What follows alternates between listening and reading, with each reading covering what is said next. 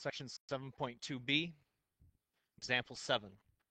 An airplane flying into a headwind travels a 2,000-mile trip in 4 hours and 24 minutes. On the return flight, the plane traveled for only 4 hours.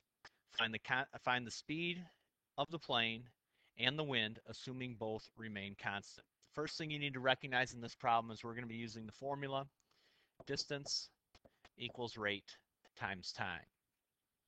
The things that we don't know, we know the distance, we know the times. What we don't know is the rate of the plane and the rate of the wind, or the speed of each of those. So those are going to be our variables. Let's let R1 represent the plane speed, and let's let R2 represent the wind speed.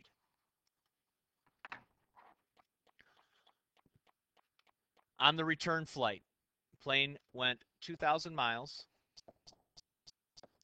Our overall speed, since it's going only in 4 hours, we know that we have to be flying with the wind on the way back and against the wind on the way there, because it takes longer to go than it does to come back. So this is going to be speed of the plane plus the speed of the wind is going to be our overall rate. If I divide that by 4, I know that R1 plus R2 has to equal 500. So there's going to be one equation that is going to be useful for us. Our second equation, on the flight out, we went 2,000 miles, and now the plane speed is going to be slowed down by the speed of the wind, so we need to subtract those two, and it's going to make that in 4 hours, 24 minutes. 24 minutes is 0.4 of an hour. If you take 24 divided by 60, that's how we get the 4.4 there. If I distribute that through, I get 2,000 equals 4.4 R1 minus 4.4 R2.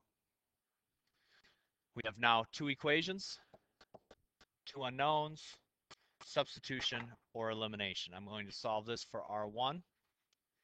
We get R1 is 500 minus R2, and I'm going to substitute that into our second equation over here.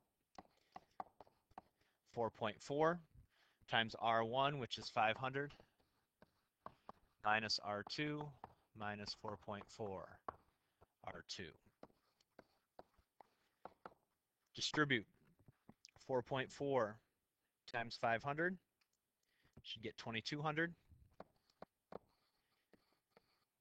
Minus 4.4 R2 minus another 4.4 gives us minus 8.8 R2. Subtract 2,200. Divide by 8.8, and we should get R2 to be 22.727. Remember, that is the speed of the wind. And now if I want to find the speed of the plane, I can go right over here and find R1. 500 minus 22.727. That means the plane is traveling at a rate of 477.273 miles per hour.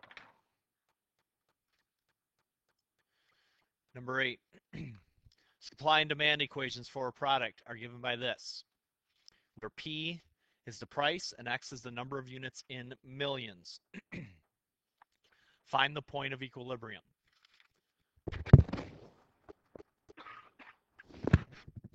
Point of equilibrium is when supply is equal to demand.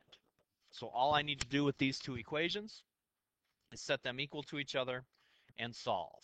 Set the demand equation, which is 150 minus 10x, equal to the supply equation, which is that. Solve. We get 90 equals 12x. Divide. X is 7.5.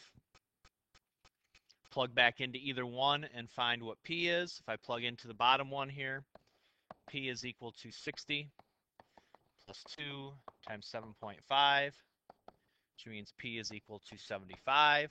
What do these mean in the context here? X is the number of units in millions. So we're talking about 7.5 million units. And the price that we want to charge is $75 to reach a point of equilibrium. So we would have charge $75 and produce